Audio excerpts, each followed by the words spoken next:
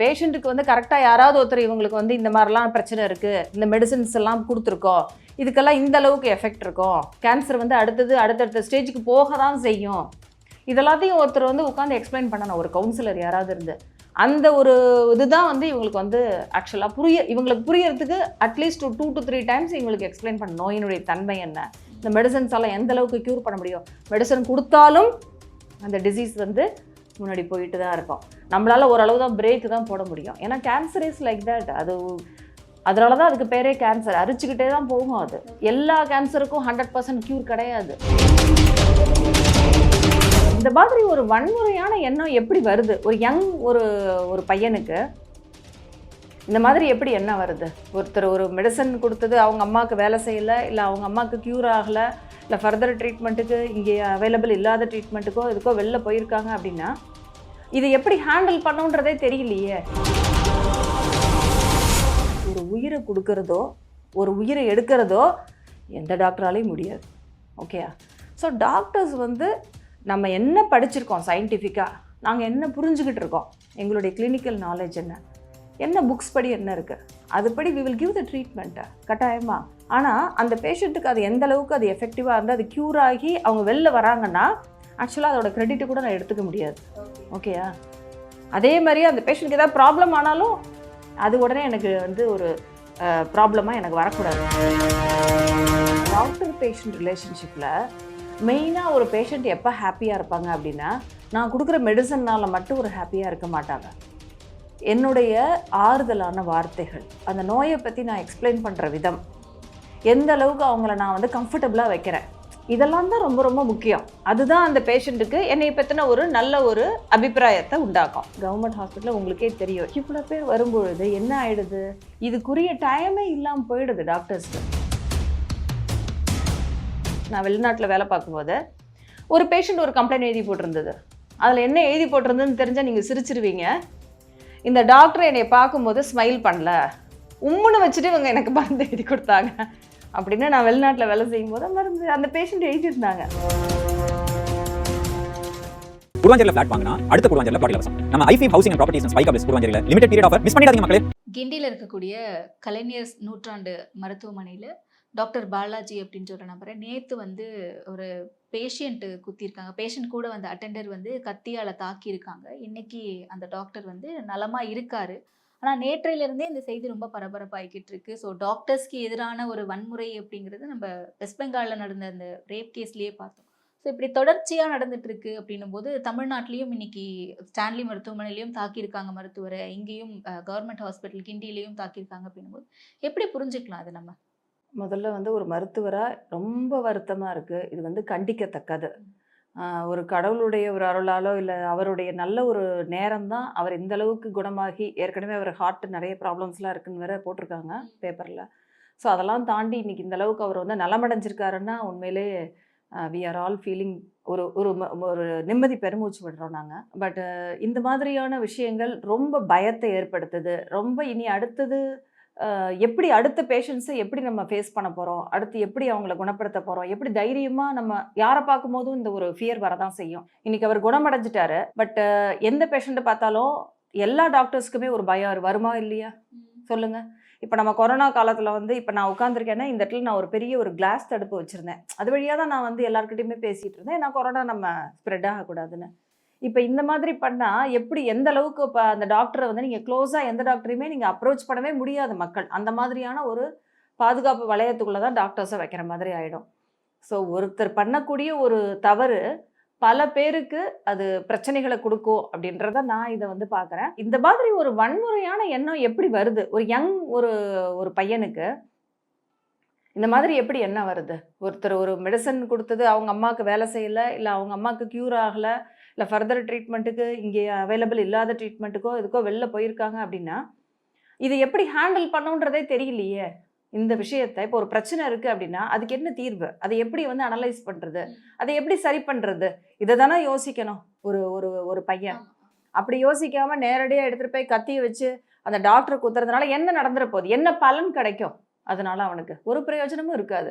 He is going to be punished டெஃபினட்டாக. So அப்போ இந்த விஷயத்தை பொறுத்தவரை இந்த பனிஷ்மெண்ட் வந்து மற்றவங்களுக்கு ஒரு எடுத்துக்காட்டாக இருக்கணும்னு தான் எல்லாருமே நினைப்பாங்க. ஏன்னா இன்னைக்கு வந்து இப்போ ஒரு அரசு மருத்துவமனையில் ஒரு டாக்டரை வந்து இது பண்ணியிருக்காங்க, அட்டாக் பண்ணியிருக்காங்க.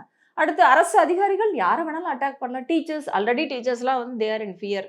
ஸ்டூடெண்ட்ஸ் வந்துட்டு ரொம்ப இதாக இருக்காங்க அப்படின்னு சொல்லிட்டு. ஸோ இப்போ ஒவ்வொரு அரசு அதாவது பொதுமக்களோடு இருக்கக்கூடிய சேவை செய்யக்கூடிய எந்த ஒரு தொழிலில் எந்த ஒரு ஃபீல்டில் இருக்கவங்களுக்கும் ஒரு ஃபியர் இருக்க தானே செய்யும் இல்லையா? ஸோ அந்த மாதிரியான ஒரு ராங் எக்ஸாம்பிளாக போயிடுச்சு இது இன்னைக்கு நடந்த ஒரு விஷயம். ஸோ இதனுடைய விளைவுகள் வந்து அடுத்த மற்ற மக்களுக்கு தான் வந்து நிறைய பிரச்சனைகளை ஏற்படுத்தும்னு நான் வந்து நினைக்கிறேன். ஓகே. ஸோ வெஸ்ட் பெங்காலில் நடந்த அந்த டாக்டர் இஷ்யூவே வந்து பார்த்தீங்கன்னா நிறைய டாக்டர்ஸ்க்கு சேஃப்டி இல்லை அப்படின்னு சொல்லும்போது இங்கே இருக்கக்கூடிய தமிழ்நாடு கவர்மெண்ட் டாக்டர்ஸுடைய சேஃப்டியை தமிழ்நாட்டில் நாங்கள் என்ஷூர் பண்ணுவோம் அப்படின்ட்டு சொல்லியிருந்தாங்க. ஸோ அப்படி சேஃப்டி ஒருவேளை என்ஷூர் பண்ணியிருந்தாங்க அப்படின்னா இன்னைக்கு இப்படியான சம்பவங்கள் நடந்திருக்காது.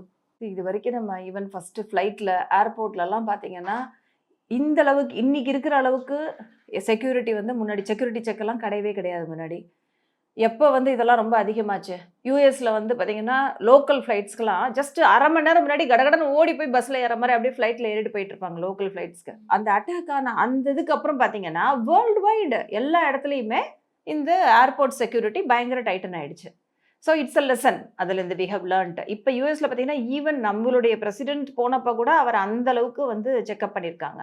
ஸோ ஈச் அண்ட் எவ்ரி பர்சனை வந்து ஒரு டெரரிஸ்டாக இருந்தால் எப்படி செக்அப் பண்ணுவாங்களோ அது அளவுக்கு செக் பண்ணுறாங்க.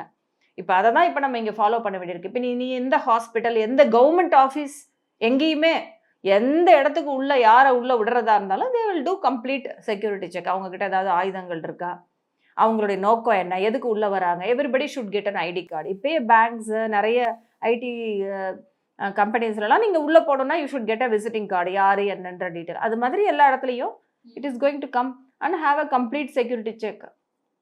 அதுக்கப்புறமா தான் நீங்கள் வந்து இந்த இடத்துக்குள்ளேயே போக முடியும். போனாலும் டாக்டர்ஸ் கிட்ட ஒரு மேபி ஒரு தடுப்பு மாதிரி வச்சு ஒரு பர்டிகுலர் டிஸ்டன்ஸ் அந்த டிஸ்டன்ஸில் வச்சு தான் அவங்க வந்து பேசணும் அப்படின்ற மாதிரி வைக்கணும். ஈஸிலி அப்ரோச்சபிளாக இருக்கிறதுனால தான் இந்த இன்சிடென்ட் வந்து நடந்திருக்கு. ஓகே. பட் ஆனால் ப்ரைவேட் ஹாஸ்பிட்டலில் கூட நீங்கள் சொல்கிறதெல்லாம் பாசிபிள். கவர்மெண்ட் ஹாஸ்பிட்டலில் இன்பேஷன்ஸே 600க்கு மேலே இருக்காங்க அப்படின்னும் போது அவங்கள பார்க்குறதுக்கு அட்டெண்டர்ஸ் விசிட்டர்ஸ் எல்லாருமே வருவாங்க. அண்ட் அது இல்லாமல் அவுட் பேஷன்ஸே ஒரு நாளைக்கு மட்டுமே மோர் தென் 1500 பீப்புள் கிட்ட வந்துட்டு பார்த்துட்டு போகிறாங்க பேஷண்ட்ஸ் அப்படின்னு சொல்லும்போது அத்தனை பேரையும் செக் பண்ணி அனுப்புறது பாசிபிளா?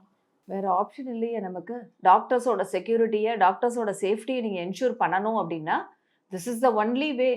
வேறு வழி கிடையாது. எல்லாரையும் செக் பண்ணாமல் யாரையும் உள்ளே அனுப்பக்கூடாது. அவங்க என்ன ரீசனுக்காக உள்ளே போகிறாங்க, இந்த பையனுக்கு இப்போ உள்ளே போகிறதுக்கு எந்த ரீசனுமே இல்லை.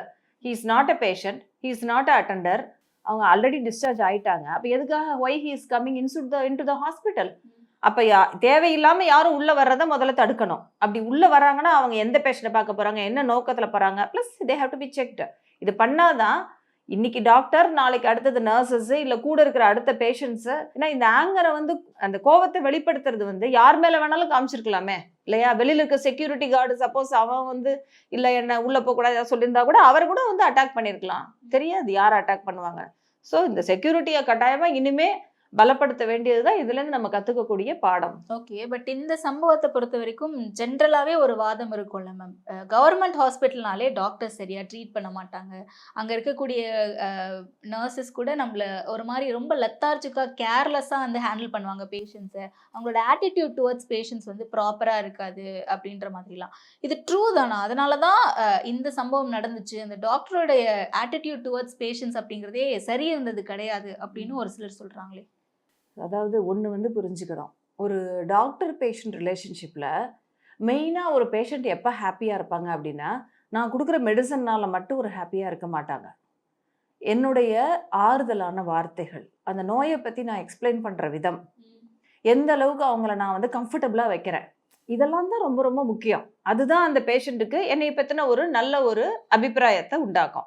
அதை தாண்டி தான் மாத்திரை. ஏன்னா நான் எழுதி கொடுக்குற மாத்திரையை சாப்பிட்லாமா என்னன்றதே நான் பேசக்கூடிய வார்த்தைகளை வச்சு தான் அந்த பேஷண்ட் வந்து முடிவு பண்ணுவாங்க. ஸோ இப்படி தான் ஒரு டாக்டர் பேஷண்ட் ரிலேஷன்ஷிப் இருக்கணும். ஆனால் கவர்மெண்ட் ஹாஸ்பிட்டலில் உங்களுக்கே தெரியும், இப்போ நீங்களே சொன்னீங்க இவ்வளோ பேரும் எப்படி செக் பண்ண முடியும், இவ்வளோ பேர் வருவாங்களேன்னு. இவ்வளோ பேர் வரும்பொழுது என்ன ஆயிடுது, இதுக்குரிய டைமே இல்லாமல் போயிடுது டாக்டர்ஸ்க்கு. அப்போ ஒரு டாக்டர்னா ஒரு நோயாளி பார்த்துட்டு என்ன நோய், அதுக்குரிய மருந்து என்ன, இவ்வளோதான். அதுக்கு மேலே அந்த பேஷண்ட்டோடைய பார்த்து என்ன ஏதாவது ஒரு 2 வார்த்தை பேசுறதுக்கு கூட அங்கே வந்து நேரமே கிடையாது, எனர்ஜியும் இருக்காது அந்த டாக்டருக்கு. ஓபியில் ஒரு நாளைக்கு 500-600 பேரை பார்த்தாங்கன்னா யாரையும் நினைவில் கூட நம்மளால வச்சுக்க முடியாது. ஸோ அந்த ஒர்க் லோடு ரொம்ப அதிகமாக இருக்குது. அதுக்கு காரணம் நம்மளுடைய மக்கள் தொகை, அதிகமான மக்கள் தொகை. அப்போ ஒவ்வொரு ஹாஸ்பிட்டலும் சர்வ் பண்ண வேண்டியது பல 1 கோடி பேரை சர்வ் பண்ணணும்னா அதுக்கேற்ற மாதிரி இந்த இடத்துல வந்து தான் வந்து எது வந்து உங்களுக்கு குறையும், அந்த இடத்துல பேசக்கூடியது, பேஷண்ட்டுக்கு எக்ஸ்பிளைன் பண்ணுறது, இதெல்லாம் தான் குறைஞ்சிரும். இப்போ இந்த ஒரு சம்பவத்தில் நீங்கள் எடுத்தீங்கன்னா யாராவது ஒரு கவுன்சிலர் ஒரு ஹாஸ்பிட்டலில் இருக்கணும். பர்டிகுலர்லி கேன்சர் மாதிரியான நோய்கள் ரொம்ப ஆப்ரேஷன் பண்ண வேண்டியது. ஸோ இந்த மாதிரி இடத்துல ஒரு கவுன்சிலர் கட்டாயமாக இருக்கணும். இருந்தாங்கன்னா இந்த ஒர்க்லோடு, டாக்டருடைய ஒர்க்லோட அவங்க ஷேர் பண்ணலாம். இப்போ டாக்டர் வந்து நாளைக்கு உங்களுக்கு ஆப்ரேஷன் அப்படின்னு சொல்லிட்டா அந்த பேஷண்ட்டோட மைண்டில் லட்சம் கொஸ்டின் இருக்கும். என்ன ஆப்ரேஷன், எப்படி பண்ணுவாங்க, நமக்கு பிளட்டு தேவைப்படுமா, யாராவது கூட இருக்கணுமா, நம்ம சாப்பிட்லாமா, குளிக்கலாமா, இப்படி நிறைய இருக்கும். அதெல்லாத்தையும் எக்ஸ்பிளைன் பண்ணுறதுக்கு யாராவது ஒருத்தர் ஒரு கவுன்சிலர் இருக்கணும். இது மாதிரிலாம் பண்ணுவாங்க, இப்படிலாம் ஆகும், ஆப்ரேஷனுக்கு 1/2 மணி நேரம் ஆகும், 1/2 மணி நேரம் கழிச்சு நீங்கள் முழிச்சிருவீங்க, முழிச்ச பிறகு நீங்கள் எதுவும் தண்ணி குடிக்க முடியாது, ஒரு 3 hours ஆகும். இதெல்லாம் முன்னாடியே நம்ம சொல்லணும் பேஷண்ட் கிட்ட. சொல்கிறப்ப தான் they will feel comfortable. Okay, இது வந்து ஒன்றும் பெரிய ஒரு விஷயம் கிடையாது. ஸோ இந்த கவுன்சிலிங் ஒர்க் வந்து டெஃபினட்டாக டிஃபிகல்ட். எங்கன்னா கூட்டம் அதிகமாக இருக்கிறதுல இதுதான் மிஸ் ஆகும். இது மிஸ் ஆகிறப்ப ஆட்டோமேட்டிக்காக என்ன ஃபீல் பண்ணுவாங்கன்னா பேஷண்ட்ஸு, டாக்டர் வந்து என்னை சரியாக கவனிக்கல, இந்த எண்ணம் வரும். ஏன்னா என்னையை பற்றியே நான் வெளிநாட்டில் வேலை பார்க்கும்போது ஒரு பேஷண்ட் ஒரு கம்ப்ளைண்ட் எழுதி போட்டிருந்தது. அதில் என்ன எழுதி போட்டிருந்ததுன்னு தெரிஞ்சால் நீங்கள் சிரிச்சிருவீங்க. இந்த டாக்டர் என்னை பார்க்கும்போது ஸ்மைல் பண்ணல, உம்முன்னு வச்சுட்டு இவங்க எனக்கு மருந்து எழுதி கொடுத்தாங்க அப்படின்னு நான் வெளிநாட்டில் வேலை செய்யும்போது மருந்து அந்த பேஷண்ட் எழுதியிருந்தாங்க. ஸோ அந்த நேரத்தில் என் மைண்டில் அடுத்தது லேபர் ரூம், டெலிவரி ரூம் போகணும், அங்கே 2 பேஷண்ட்ஸ் லேபரில் இருக்காங்க. ஸோ என்னுடைய மைண்டில் அது ஓடிட்டு இருந்தது. ஸோ இவங்களை பார்த்துட்டு நான் அங்கே போகணுன்றதில் நான் இந்த பாயிண்ட்டை வந்து நான் நினைக்கவே இல்லை. நம்ம ஸ்மைல் பண்ணலான்ற அந்த இத்தனைக்கு எமர்ஜென்சியாக நைட்டு 10 o'clock 10:30 அந்த பேஷண்ட் நான் பார்த்துட்ருக்கேன். ஸோ இப்போ அந்த நேரத்தில் அந்த பேஷண்ட் வந்து நான் ஸ்மைல் பண்ணலான்றதுனால ஏதோ ஒரு feel, there is no friendliness, அந்த ரேப்போ வந்து அந்த இடத்துல வந்து கட் ஆகிடுது. ஸோ இதுதான் நடக்குது கவர்மெண்ட் ஹாஸ்பிட்டலில். யாருமே வந்து, அதுவும் பர்டிகுலர்லி டாக்டர்ஸ் வந்து ஒரு பேஷண்ட் ஒரு நோய் ஏதோ ஒரு கஷ்டத்தில் தான் இன்னொரு மனிதன் வந்து ஹாஸ்பிட்டலுக்கு வரான். அப்படி இருக்கப்போ அவனுக்கு நம்மளால் என்ன பெஸ்ட்டாக பண்ண முடியும்னு தான் எல்லாருமே நினைப்பாங்க. But because of the crowd, over crowding, over ஒர்க்குனால எதை வந்து கட் பண்ணுறோம் அப்படின்னா ட்ரீட்மெண்ட் வந்து கட்டாயமாக கொடுத்து தான் ஆகணும், அவங்களுக்குரிய மெடிசன்ஸ் கட்டாயமாக செஞ்சு தான் ஆகணும். ஸோ அப்போ அந்த பேசுகிற அந்த விஷயத்தை வந்து ஷியராக வந்து பண்ணுறது வந்து கஷ்டமாயிடுது. ஓகே. அண்ட் அந்த டாக்டரை தாக்கி அந்த நபருடைய அம்மாவுக்கு கேன்சர் அப்படின்ற தகவல் வந்திருக்கு. ஸோ அவங்க அம்மாவை சரியாக டாக்டர் பார்க்கல, அதனால் அந்த ஃப்ரஸ்ட்ரேஷனில் தான் இவர் போயிட்டு டாக்டரை தாக்கிட்டாரு அப்படின்லாம் சொல்கிறாங்க. அண்ட் அவங்க அம்மாவும் நிறைய விஷயங்கள் பேசுகிறாங்க. அவங்களுக்கு லங் கேன்சர் இருந்திருக்கு, 2nd ஸ்டேஜ் கேன்சர் தான் ஸ்டார்டிங்கில் சொல்லியிருக்காங்க. அதன் பிறகு ப்ரைவேட் ஹாஸ்பிட்டல் போகும்போது தான் அங்கே 5th ஸ்டேஜ் கேன்சர்னு எங்களுக்கு சொன்னாங்க அப்படின்ட்டு. ஸோ இந்த மாதிரி மிஸ்கம்யூனிகேஷன் ஏதாவது நடக்க வாய்ப்பு இருக்கா டாக்டர் நம்ம கன்சல்ட் பண்ணும்போது கவர்மெண்ட் ஹாஸ்பிட்டலில்? அதுதான் இந்த கம்யூனிகேஷன் வந்து இப்போ ஒரு பேஷண்ட்டோட முதல் நாள் ஒரு அட்டெண்டர் வருவாங்க, அவங்ககிட்ட சில விஷயங்கள் சொல்லியிருப்பாங்க. டாக்டர்ஸும் சேஞ்ச் ஆகிட்டே இருப்பாங்கல்ல டியூட்டியில். ஸோ அவங்க சில அடுத்த நாள் இன்னொரு அட்டெண்டர் வர்றப்ப இன்னொரு டாக்டர் அவங்ககிட்ட சில விஷயங்கள் சொல்லியிருப்பாங்க. அதெல்லாம் கம்யூனிகேட் ஆச்சா, எந்த இடத்துல அந்த கம்யூனிகேஷன் லேக் ஆச்சு அப்படின்றது தெரியாது. ஏன்னா இங்கே அட்டெண்டர்ஸும் மாறுறாங்க, டாக்டர்ஸும் டியூட்டியில் மாறிட்டு தான் இருப்பாங்க. பட் யூஸ்வலாக பார்த்தீங்கன்னா ஓரளவு இந்த நோயினுடைய தன்மை என்ன, அது என்ன பிரச்சனை வரும் அப்படின்றது கட்டாயமாக சொல்லியிருப்பாங்க. அதோட இன்னொன்று நம்ம நல்லா ஞாபகம் வச்சுக்கணும், ஒரு பேஷண்ட் வந்து ஒரு டாக்டரை பார்க்க வரும்போதே பார்த்தீங்கன்னா ஒரு ஆன்சைட்டி, ஒரு டென்ஷனில் தான் இருப்பாங்க. இங்கே இத்தனைக்கும் ஒரு ப்ரைவேட் இதில் நல்லா ஃப்ரெண்ட்லியாக நான் பேசுவேன், பட் ஸ்டில் ஃபஸ்ட்டு தடவையோ 2வது தடவையோ வரும்போது கூட அந்த பேஷண்ட்ஸ் ஒரு ஆன்சைட்டி டென்ஷனில் தான் இருப்பாங்க. ஸோ நான் வந்து ஒரு 10 பாயிண்ட் நான் சொல்கிறேன் அப்படின்னா அவங்களால 1 பாயிண்ட்டோ 2 பாயிண்ட்டோ தான் ஞாபகம் வச்சுக்க முடியும், அதை எல்லாமே மறந்து விடும். ஏன்னா அந்த நேரத்தில் அவங்களுக்கு ஒரு டென்ஷனில் இருப்பாங்க. இது வந்து normal human attitude, human tendency தான், இட்ஸ் கேன் ஹேப்பன்.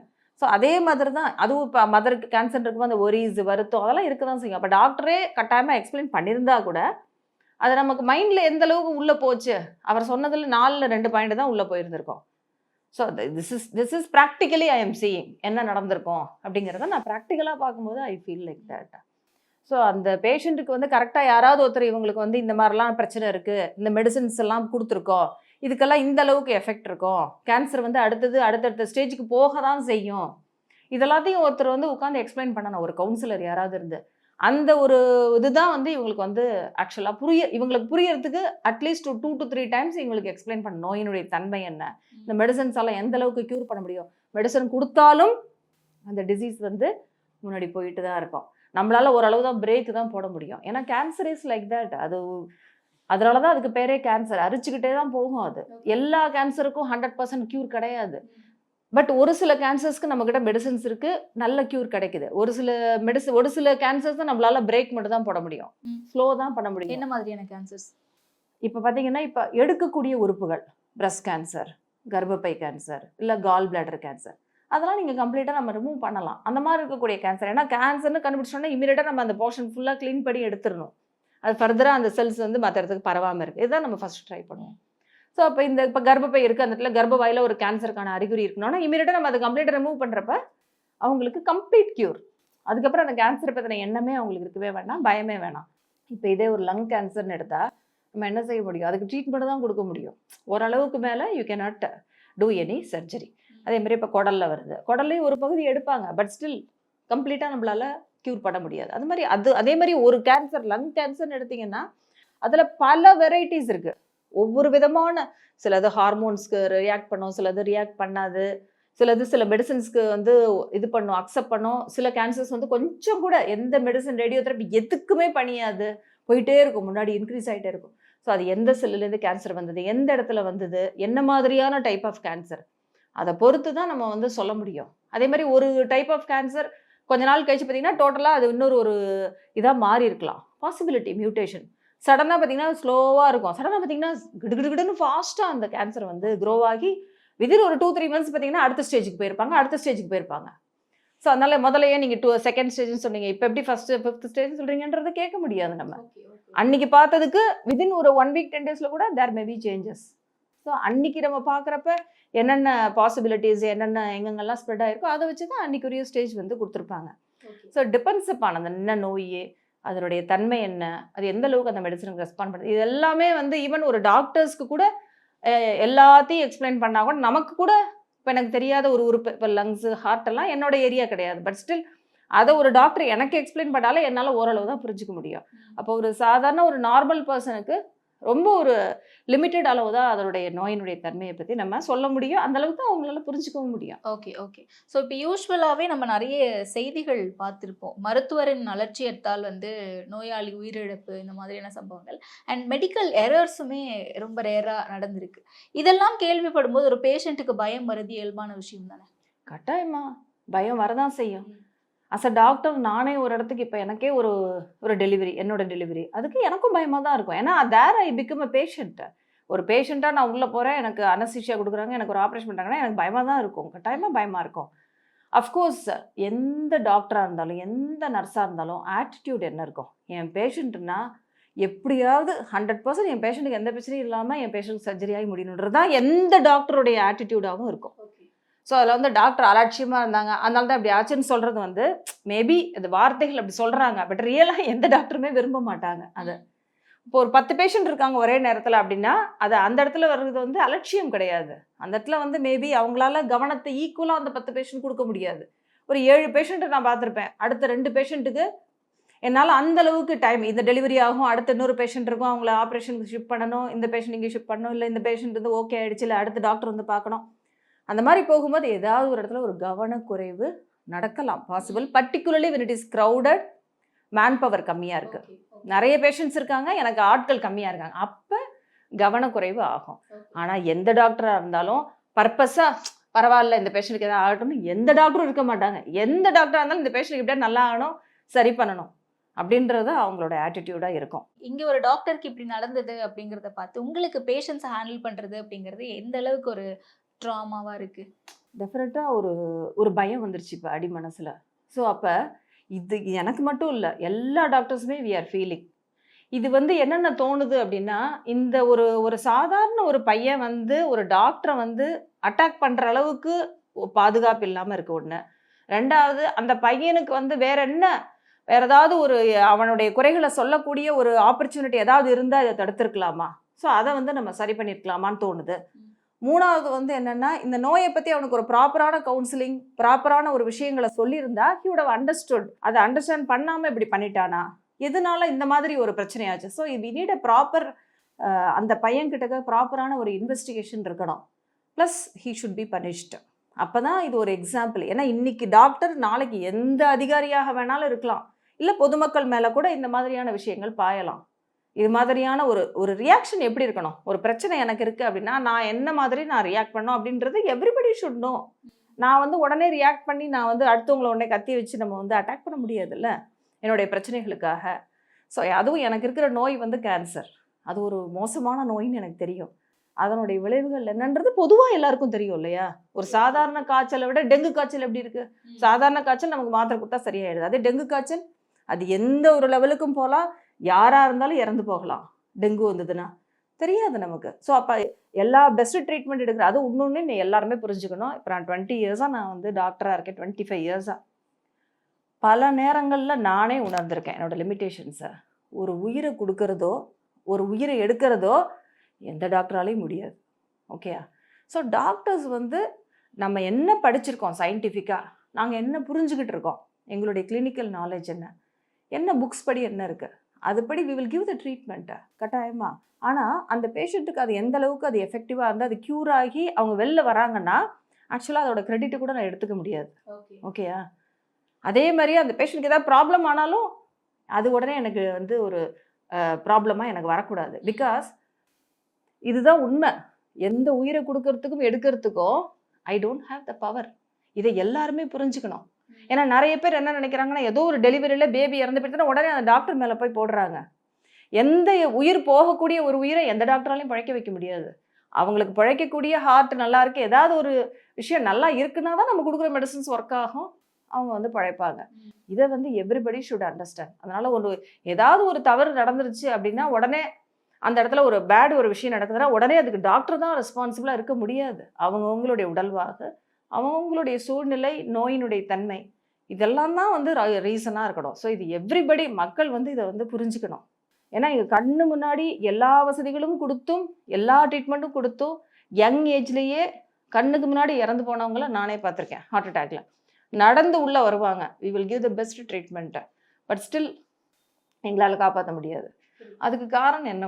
நம்ம கையில் கிடையாது. அதே மாதிரி தான் எதுவுமே சாதாரண ஒரு ட்ரீட்மெண்ட் கொடுத்துருப்போம், ஒரு ஹை ப்ராப்ளம் இருக்கும், பட் ஸ்டில் அந்த பேஷண்ட் நல்லாகி நடந்து போகிறதையும் பார்ப்போம். ரெண்டோடைய இதுவும் எங்களுடைய கிரெடிட்டோ இல்லை இதுவோ கிடையாது எங்களுக்கு. ஓகேயா? ஸோ இது வந்து ப்ராக்டிக்கலாக இத்தனை வருஷத்தில் நான் பார்த்த உண்மை. அதனால் நான் பெருமையும் பட மாட்டேன். இந்த பேஷண்ட் நான் தான் காப்பாற்றுறேன், நான் பெருமைப்படவும் மாட்டேன். ஏதாவது ஒரு பிரச்சனைனாலும் என்னால் ஏதாவது செஞ்சுருக்க முடியுமா அதில்ன்றதை நான் யோசித்து பார்ப்பேன். பட் ஏதாவது ப்ராப்ளம்னா டெஃபினட்டாக அதுக்கு நானே முழு காரணமாக இருக்கவும் முடியாது. குருவாஞ்சேரியில் ஃபிளாட் வாங்கினா அடுத்த குருவாஞ்சேரியில் பிளாட் இலவசம். நம்ம i5 housing and properties spike அப்ஸ் குருவாஞ்சேரியில் லிமிடெட் பீரியட் ஆஃபர் மிஸ் பண்ணிடாதீங்க மக்களே.